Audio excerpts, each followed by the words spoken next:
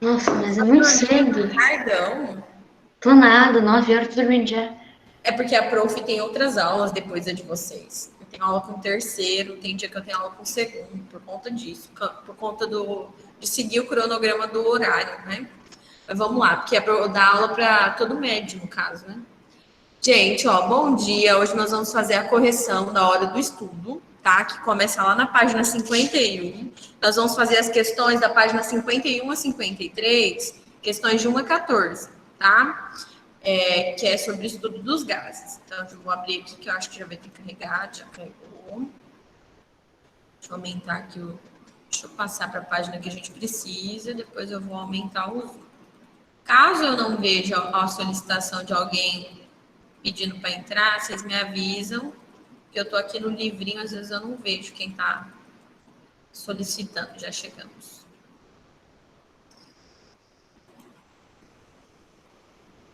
Todo mundo está vendo normal aí o livro projetado para vocês? Sim. Fechou. Então, vamos lá. Questão número 1, né? Ele diz o seguinte para gente. É falso afirmar que, então é para a gente marcar a afirmativa que está aqui, que está incorreta, que é falsa. As forças intermoleculares são forças atrativas entre as moléculas e entre os íons e as moléculas. Verdadeiro.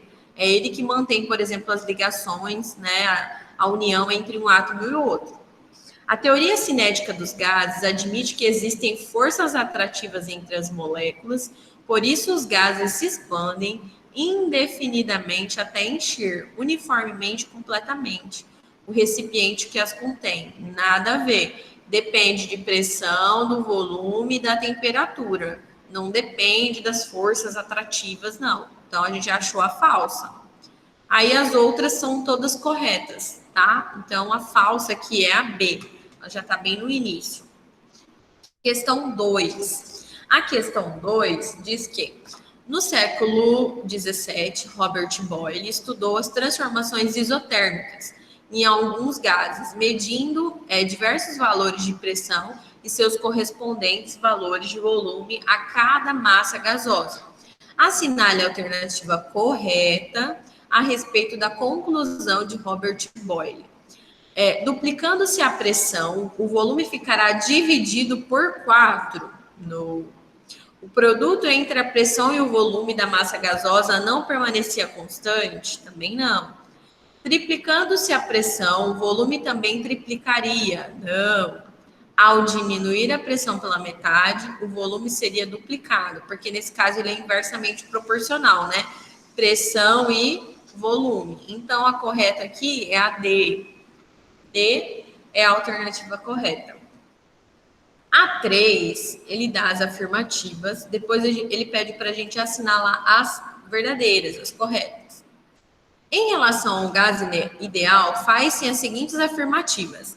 Na expansão isotérmica, o gás ideal, o volume aumenta e a temperatura fica constante? Sim, né? O volume vai aumentar, mas a temperatura não muda, porque ela é isotérmica. Então, a 1 é verdadeira. Na compreensão isotérmica de um gás ideal, o volume diminui e a pressão fica constante? Não. Isotérmica é de temperatura constante, então essa daqui é falsa. Na expansão isotérmica, de temperatura constante, o volume diminui e a temperatura fica constante? Não, o volume não diminui, o volume aumenta. O volume aumenta, ele não diminui. Aí aqui, na compreensão isotérmica, 1 é a B, tá, Lucas?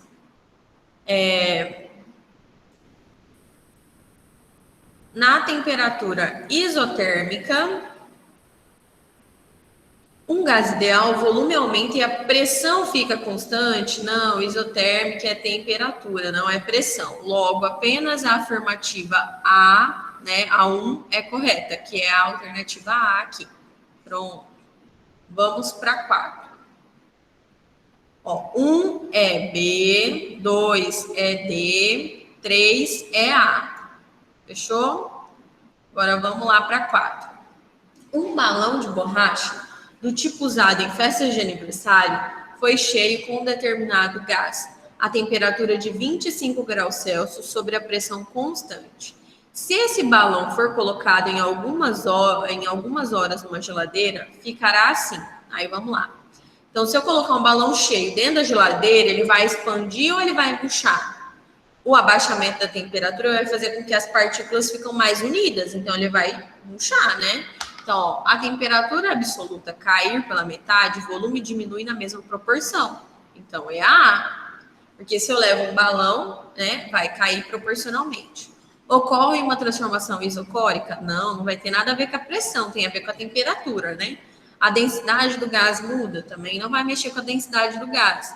Ocorre uma transformação isotérmica? Não, na verdade é só o volume que vai variar ali, né? O volume do balão aumenta? Não, na verdade o volume do balão diminui, né? Porque ele vai ser proporcional à temperatura da escala absoluta ali. Então, a alternativa correta é a A. Na 5, de novo, do balão de borracha. Né? Um balão de borracha como os usados em festa de aniversário foi conectado em um tubo de ensaio, né? Aqueles vidrinhos, aquela vidraria do laboratório, tubo de ensaio. E observou. Deixa eu só ver se tem alguma mensagem aqui que eu tô vendo. Nicole. Já respondi. Agora vamos lá.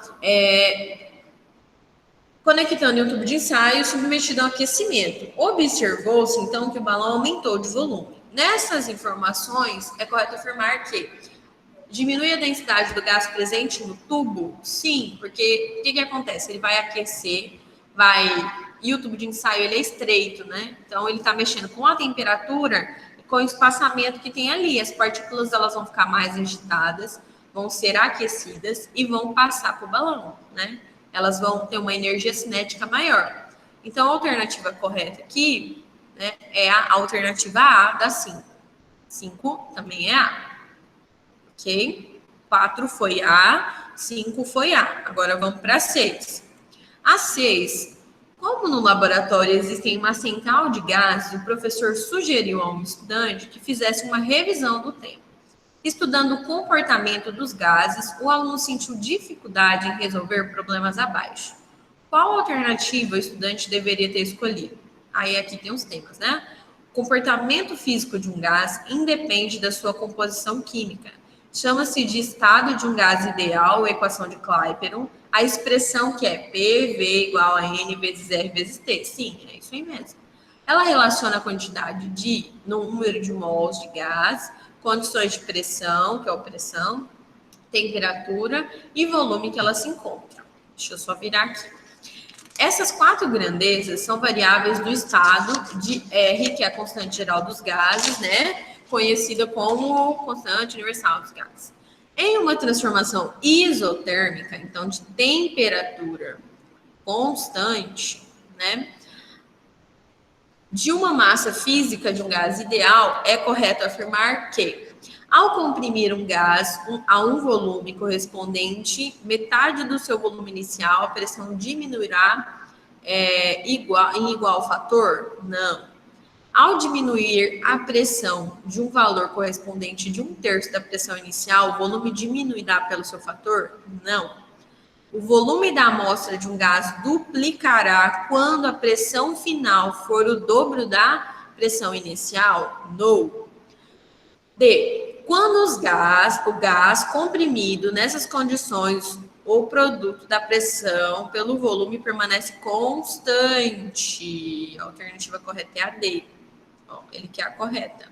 A correta é a D nesse caso, tá? Porque quando o gás é comprimido em condições, né, de produto de pressão e volume, ele vai continuar constante, tá? Então é a D. Vamos lá para a 7 agora. A 7. A 7 aqui já dá para vocês fazerem cálculos para verificar qual é a correta, tá? Então, em uma empresa, resolveu utilizar, em meio de uma publicidade, um balão.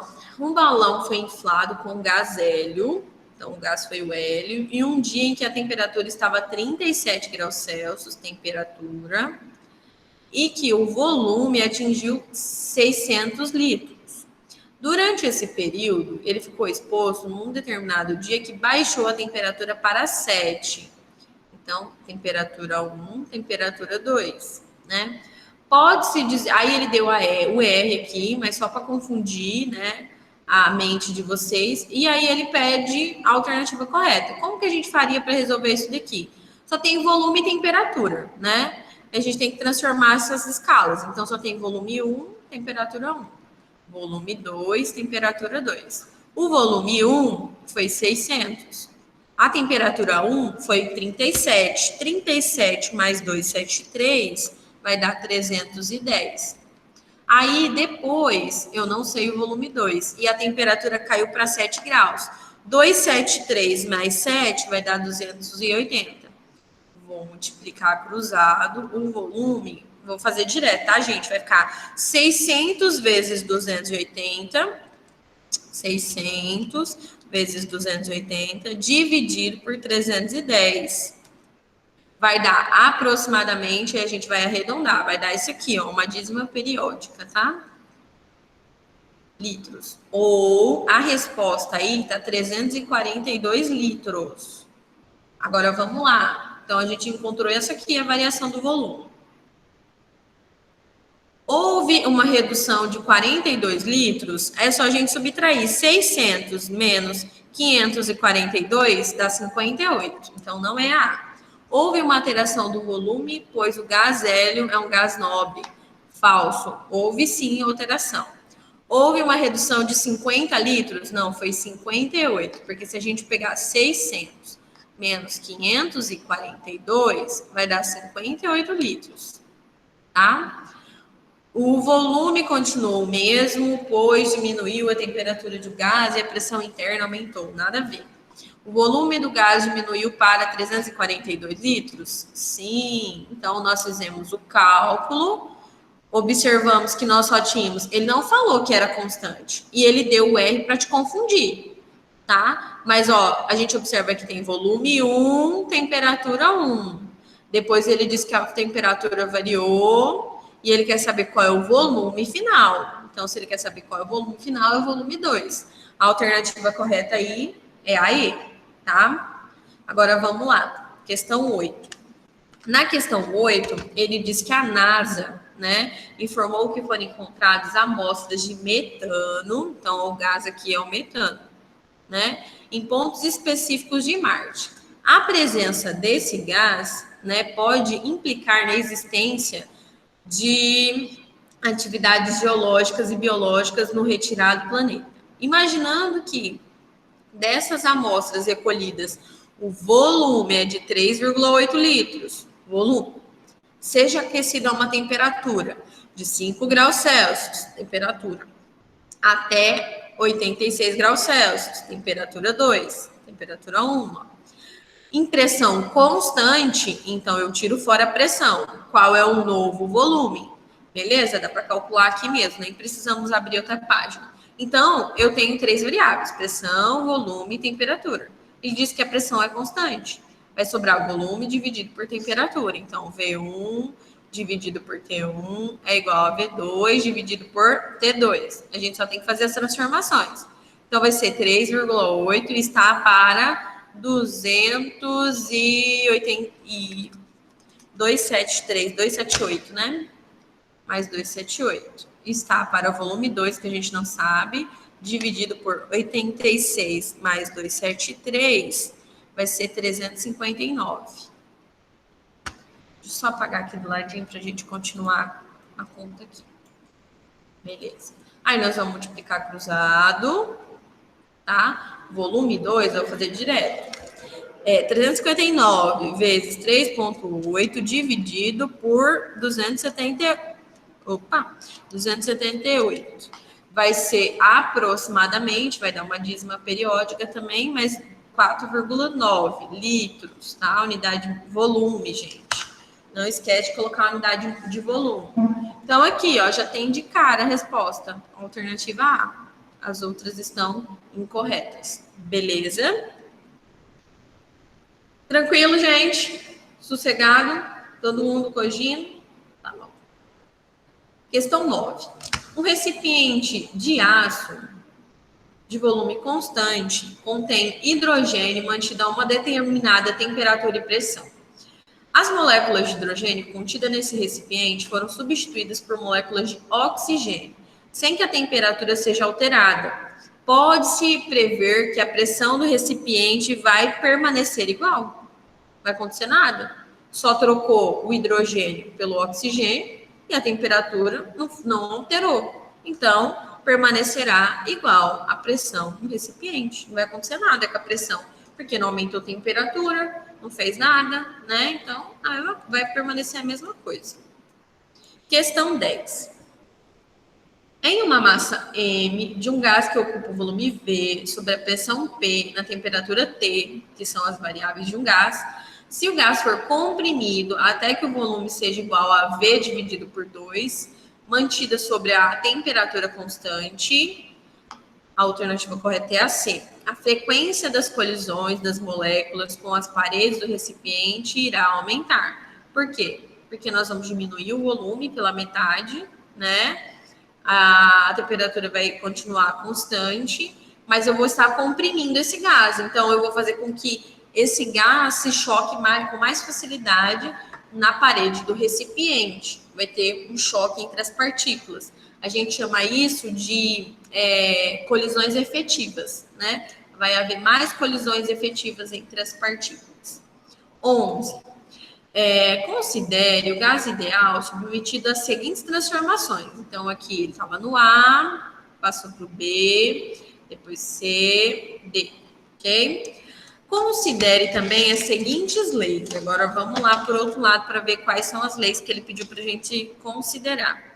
Se o volume constante exercido por uma determinada massa gasosa diretamente proporcional à sua temperatura absoluta, né? Que aí ele estava falando da lei de Gay-Lussac. Depois, sobre uma temperatura constante, o volume ocupado de determinada massa gasosa é inversamente proporcional à sua pressão, lei de Boyle. Sobre a pressão constante, o volume ocupado por uma determinada massa gasosa é diretamente proporcional à sua temperatura, né? Aí ele já está falando da lei de Charles. Aí vamos lá, para responder a 11, né?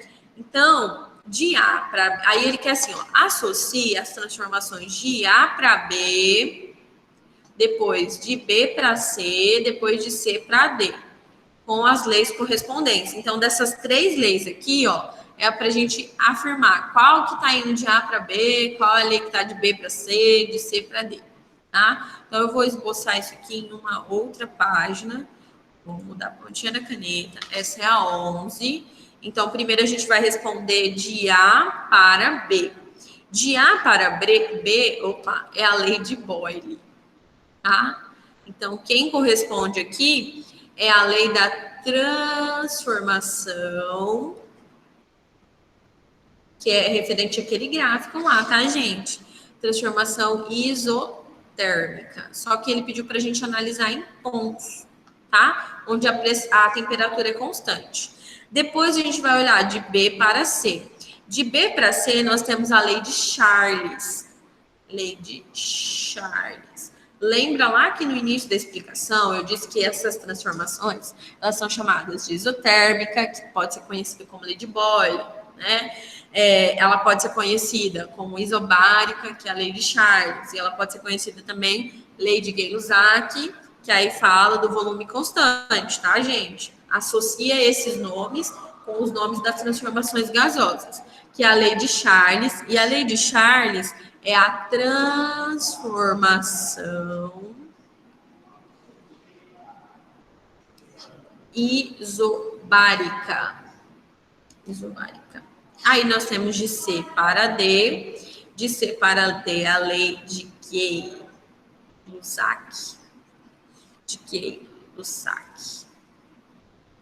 Ok? E essa lei aqui é a transformação isocórica ou isovolumétrica, tá? Isocórica ou isovolumétrica. Resumindo a ópera aí, aqui ele está falando da temperatura constante. Isso é na A, tá, gente? Da 11. Aqui ele está falando da pressão isobárica. Coloquei certo. Da pressão constante. Pressão constante. E esse outro aqui, ele está falando do volume constante. Ok? Referindo-se a esses trechos aqui, ó, do gás, né? Então, o trecho de A a B, isotérmica, de B a C, isobárica, de C a D, outra coisa. Então, é uns trechos de representação aqui. B. Esboce um gráfico que mostra as grandezas das variações que permanecem constantes. Então, vamos lá. A Pro vai tentar desenhar. Vocês sabem que os meus dotes artísticos para desenho não é muito bom, mas eu vou tentar desenhar para vocês, tá? Primeiro eu vou fazer a isotérmica. Vocês já viram que a linha está super reta, né? Então, nós temos o volume e aqui nós temos a pressão. Essa representação, tá? Depois, super reta a minha linha de novo, né? Vocês estão observando aqui. Aí nós temos o volume e a temperatura. Ah, deixa eu só colocar. Esse aqui é o isotérmica, tá? Transformação isotérmica. Essa aqui é a isobárica. Tá? A representação da isobárica. Deixa eu só diminuir um pouquinho para caber melhor a outra. Aí, fechou, pronto. Aí, agora a gente vai fazer a última aqui, que é a isovolumétrica, tá? A isovolumétrica, ela também pode ser linearzinha, retinha assim. No caso, ela estava retinha de lado, mas pode ser assim também. Vai ser pressão e temperatura, tá? Então, pressão e volume, volume e temperatura, pressão e temperatura. E aqui é a isocórica, ou isovolumétrica, isocórica. Ok? Então, esse gráfico aqui é a da temperatura constante. Esse daqui é da pressão constante. E esse daqui é do volume constante. Então, na B, da 11, ele pediu para você representar isso daqui, separadamente. Estava tudo junto em um gráfico só na questão, ele pediu para a gente separar. Vai ficar representado dessa maneira. Agora, vamos para a questão 12. Questão 12. Em um balão perfeitamente elástico, impermeável de gás hélio, né? De gás hélio, ao atingir o volume de 20 litros, a pressão de 1 atm, a temperatura de 300 Kelvin, qual vai ser a pressão desse gás? Então, ele quer saber o P2, quando o balão tiver um volume 2 de 30 litros e uma temperatura 2 de 315 Kelvin. Então, aqui, ó, o 20 é o volume 1, o 1 é a pressão 1, o 300 é a temperatura 1. Já está tudo transformado aqui, tá? Ele quer saber o P2 quando o volume 2 for 30 litros e a temperatura 2 for 315 Kelvin. Então, eu vou usar a transformação geral dos gases. P1 vezes V1 é igual a P2, né? É igual a P2 vezes V2 dividido por T2. Então, aqui nós temos 20 vezes 1 dividido por 300 é igual, a gente não sabe a pressão 2, mas nós sabemos que o volume foi 30 e a temperatura foi 315. Primeiro a gente vai multiplicar, depois multiplicar cruzado. A resposta vai ser 0,7 atms, ok? Então, a alternativa A, 0,7 atms, que é a unidade de medida de pressão. A gente ia descobrir a pressão 2, P2. Na 13, é para a gente assinalar, né, verificar quais são as alternativas corretas, tá? Então, bora lá. A primeira, ele diz assim, ó, vamos ler aqui o texto. Em uma determinada massa de um gás ideal existente em um recipiente de volume de 12 litros. Ele não falou volume, mas ó, litro é volume. Está submetido à pressão de 5 atm e à temperatura de 27 graus Celsius. Se aumentarmos a pressão para 1 atm, verifica-se que há uma contração do volume para 2 litros de massa gasosa. A partir dessas informações, é correto afirmar que a temperatura permanece constante após a variação de pressão e de volume? Sim, tá? Ela permanece constante ali, é verdadeiro isso daqui. O processo que é submetido à massa de um gás ideal, ela é isobárica? Não, né? Quem está mantendo-se constante é a temperatura, não é a pressão. 3. A diminuição da pressão no interior do recipiente. A pressão, ela está se mantendo constante, então não tem nada a ver de diminuição aqui, tá? A massa está constante, então não tem isso daqui de diminuir nada, porque ele está dizendo que estava constante. Massa gasosa constante.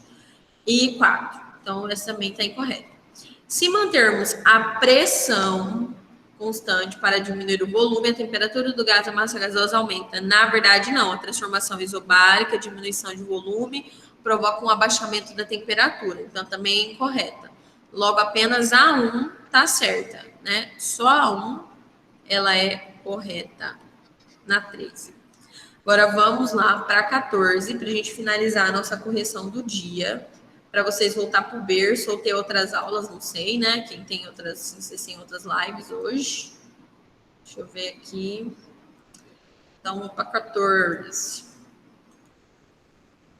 Aqui ele está dizendo o seguinte: o composto é o óxido nitroso, ele tem 200 gramas, considerando que o comportamento dele é um gás ideal, calcule o volume, então ele quer saber o volume em litros de um cilindro em CNTP. CNTP é condições normais de temperatura e pressão. Sabendo que o volume molar ou CNTP, gente, 1 mol de qualquer coisa em CNTP é igual a 22,4 litros. Ele está até dizendo aqui, o volume molar é 22,4.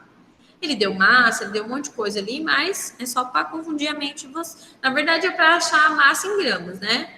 Do N2O aqui, que a gente vai calcular aqui. N2O é 14 vezes 2 mais 16. Então, aqui nós vamos ter 28 mais 16, 44 gramas. Ok? Aí nós vamos montar a regrinha de 3. Como que vai ficar a regrinha de 3? Uma molécula disso daqui, 1 mol disso daqui, tá para CNTP, que é 22,4.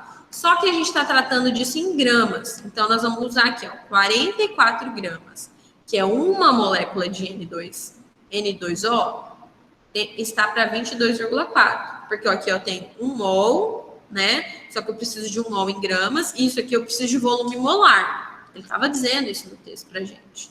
Aí agora nós vamos continuar montando. Então, se eu tiver de 200 gramas de óxido nitroso, que ele diz que é o que ele vai ter, 200 gramas, eu vou ter X em volume molar, em CNTP. Então, eu vou multiplicar cruzado aqui, nós vamos obter aproximadamente, né, 101,8 litros, né, 101,8 litros. Vamos ver qual é a resposta. Tá certinho aqui. Eu poderia ter arredondado para 102, mas a resposta aqui, 101,8 litros. Então, nós finalizamos, né, essa parte da correção inicial. Eu vou passar as demais questões para vocês da hora do estudo também, porque nossa unidade, como eu disse, a parte é bem curtinha até, curtinha não, né? Tem as fórmulas e depois exercício. Para a gente aprender, tem que fazer muito exercício. Vocês estão com alguma dúvida? Querem perguntar alguma coisa sobre esse conteúdo? Fale agora o cálice para sempre. Amém. Tudo certo? Todo mundo? Ada? Deixa eu ver quem mais está aqui para mim perguntar. Amanda, Ana. A gente é tudo nerd, professor, não tem essa. Bianca. Faz dias que eu não ouço a voz da Bianca, tudo bem? Diz que eu não ouço a voz da Carol. Daniela entendeu também, Emily, Isabela. A Isa sempre me pergunta as coisas, a gente sempre tá conversando. O Ítalo também. Os Lucas, Sabrina, Samuel, pessoal, tudo em riba aí? Tudo joinha? Tudo nerd, esses meus alunos? Meu Deus, vão para a segunda série e vão arrebentar. Eu não quero ver o professor de física falando nada ano que vem, que vocês não sabem esse conteúdo. Que vocês estão falando que estão deitando e rolando nele. E ele é tranquilo. Ano que vem vocês vão pegar em física. Gente, ó, então eu vou finalizar a aula, falta alguns minutinhos, tá bom? A Pro tem live com... segunda série tem log. Alguém me perguntou, foi você, Samuel? Alguém me mandou mensagem semana passada. Gente, valorizem o aprendizado de logaritmo. Porque o ano que vem, em Química, a gente vai trabalhar com logaritmo no conteúdo de pH, tá? Equilíbrio iônico. Eu não lembro se é na unidade 6, ou se é... não lembro se é no volume 6 ou 7, é uma coisa assim, do livro do ano que vem. Mas valorizem entender log, porque vocês vão utilizar log em Química.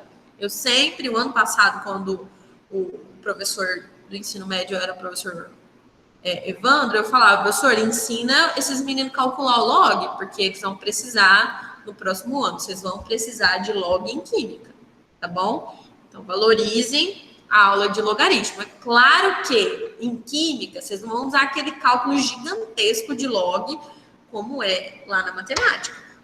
Mas conceitos básicos e aplicações teóricas, né? Matemática ali, vocês vão utilizar. Não vai se estender, um trem difícil, não. Vocês vão usar log. Então, é importante que vocês entendam isso. Valorizem o conteúdo de log esse ano. Gente, beijo, boa aula. Até semana que vem, não, né, gente? Hoje é terça, até quinta. Até quinta, semana que vem tem prova, tá? Aí já tá se chegando perto. Não, semana que vem não, a nossa prova ficou pro dia 30. Minto. A nossa prova vai ser segunda-feira, dia 30. A nossa prova não vai ser semana que vem. Vocês vão ficar livres de mim semana que vem, mas vocês vão estudar para a prova, que a nossa prova é segunda-feira, tá? Agora que eu tô lembrando aqui do nosso cronograma mental. Beijão, tchau, tchau. Fiquem com Deus. Tchau, professora. Tchau, professora. Tchau.